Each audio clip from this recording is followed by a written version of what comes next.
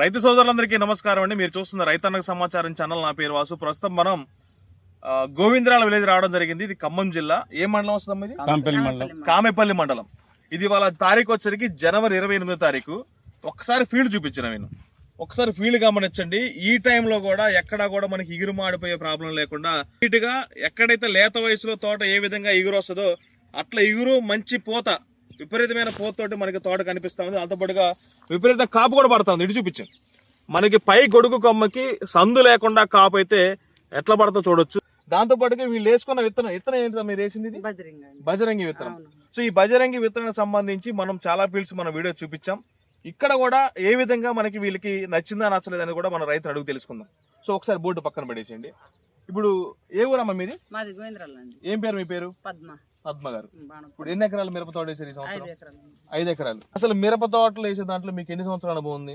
20 సంవత్సరాల నుంచి చేస్తున్నాం. ఒక గత 20 సంవత్సరాల నుంచి కూడా వేసుకుంటానే ఉన్నారు. ఇప్పుడు ఈ బజరంగి అనే విత్తనాన్ని ఎన్ని ఎకరాలు వేసారు? 2 ఎకరాలు వేసినాం. 2 ఎకరాలు వేసారు. ఇప్పుడు మొత్తం కూడా ఇది ఎన్ని రోజులు ఫీల్డ్ అవుతుంది? ఎన్ని నెలల ఫీల్డ్ అవుతుంది? 3-4 నెలలు అవుతుంది. 120 రోజులు సుమారుగా అవుతుంది. సరే, 120 రోజులు ఫీల్డ్ అంటే వాస్తవంగా మరి కాపు అనేది ఖచ్చితంగా సెట్ అవ్వాలి. ఇప్పుడు ఇది ఎట్లా వేసుకున్నారు? తోట భూమి మీద వేసారా, మల్చింగ్ పేపర్ వేసారా?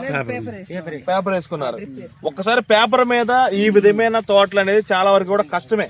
ఎందుకంటే మల్చింగ్ పేపర్ మీద ఎంత హైట్ నేనైతే గమనించలేదు. ఖమ్మం జిల్లాలో తోటలుగా మొత్తం కూడా మల్చింగ్ పేపర్ మీద తోటలు ఎక్కువగా చేస్తూ ఉంటారు. మల్చింగ్ పేపర్ మీద ఈ విధమైన తోటలు మోస్ట్లీ మీరు గమనిస్తూ ఉంటారా?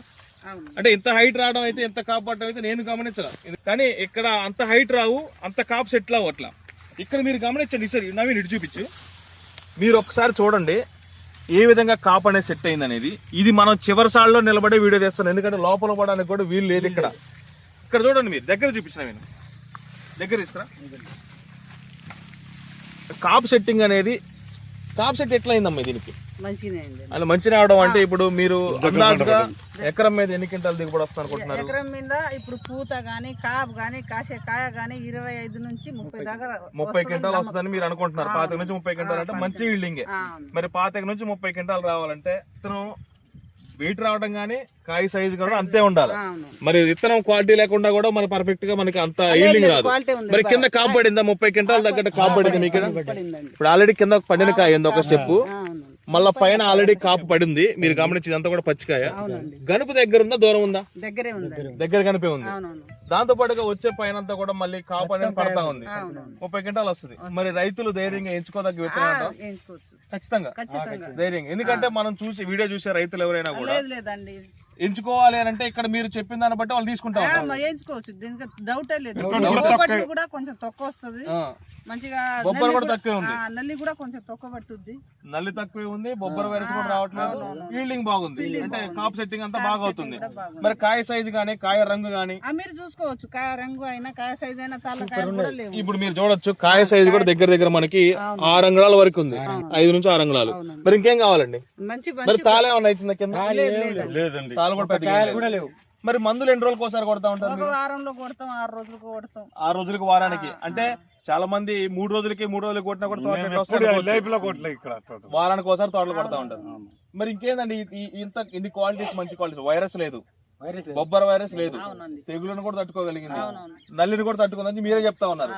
మళ్ళీ ఇప్పటికీ కూడా తోట నీట్గా ఉంది. జనవరి 28కి ఇవాళ ఇప్పటికీ నీట్గా ఉంది. కాప్ సెట్టింగ్ బాగుంది, 30 క్వింటాలు దిగుబడి వస్తుందని చెప్పి చెప్తా ఉన్నారు. మరి ఇంకా రైతులు ఎంచుకోవడంలో తప్పే ఉంది.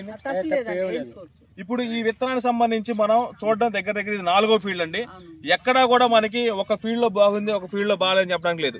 ప్రతి ఫీల్డ్ లో కూడా రైతు చెప్పేది అదే. ఈ బజరంగి అనే విత్తనం ప్రతి రైతు కూడా ఖచ్చితంగా ఎంచుకోవచ్చు అని చెప్తున్నారు. ఇంకోటి ఏంటంటే మల్చింగ్ పేపర్ మెయిన్ గా. ఎన్ని రోజులకు ఒకసారి డ్రిప్ లో మందులు ఎక్కిస్తా ఉంటారు దీనికి మీరు? 15 రోజుల్లో 2 తల్లకు ఒకసారి, 15 రోజులకు ఒకసారి. తర్వాత స్ప్రేయింగ్ అనేది వారానికి ఒకసారి చేస్తా ఉంటారు అంటున్నారు. ఎంత మించి ఈ మధ్యలో ఏం మందులు కొట్టారు, మీకు ఏమైనా ఐడియా ఉందా? అంటే అది కొట్టినాం అండి, గ్రాషాన్ని కొట్టినాం, సినిమాని కొట్టినాం, వేరే మందులు కొట్టినాం. అంటే నార్మల్ గా అందరూ కొట్టే మందులు ప్రత్యేక కొత్తగా అందరు కొట్టే మందే కొట్టినాం. అంతే, గనుపు దగ్గరే ఉంది, అంతే కదా. సో ఇదంటే వాస్తవంగా మనం బజరంగి సంబంధించిన ఫీల్డ్ లో మనం ఉన్నాం. ఇక్కడ చూసిన ఏ రైతును కూడా మీకేమైనా తేడా ఉందా? ఇది ఇక్కడ దగ్గర మన రైతుతో పాటుగా ఇంకా 4-5 మంది రైతులు కూడా వచ్చారు. ఎక్కడైనా తేడా అనిపించిందండి మీకు? బాగుందా? ఇది వాస్తవమైన బజరంగి సంబంధించిన ఫీల్డ్. మనం ఇవాళ ఈ కారేపల్లి మండలం కానీ, ఇక్కడ భద్రాచలం ఏరియాలో ఫీల్డ్స్ విజిట్ చేయడానికి వచ్చాం. ఇంకా మరిన్ని ఫీల్డ్స్ కూడా చూపించి మనం రైతులకి ఈ బజరంగి విత్తనం వేసుకోవచ్చా లేదా పర్ఫెక్ట్ క్లారిటీగా ఇచ్చే ప్రయత్నం చేద్దాం. సో ఈ విత్తనం కూడా మనకి కారేపల్లిలో ఆగ్రో సేవా కేంద్రంలో లభించవచ్చు. ఆ నంబర్ కూడా మీకు పైన స్క్రీన్ మీద ఇస్తాను. ఖచ్చితంగా ప్రతి రైతు కూడా తీసుకొని మంచి దిగుబడులు ఇక్కడ ఏదైతే ఈల్డింగ్ వచ్చిందో అదే విధమైన ఈల్డింగ్ మీరు నెక్స్ట్ ఇయర్ తీసుకున్న దానికి మనం ఈ ఫీల్డ్స్ ఖచ్చితంగా ఉపయోగపడి చెప్పి నమ్ముతా ఉన్నా. ఈ సమాచారం మనకు తెలియజేసినందుకు, తర్వాత ఎంత బాగా ఫీల్డ్ మేనేజ్మెంట్ చేసుకుంటున్న రైతుకి మనం చాలా తరఫున ధన్యవాదాలు. నమస్తే. Thank you.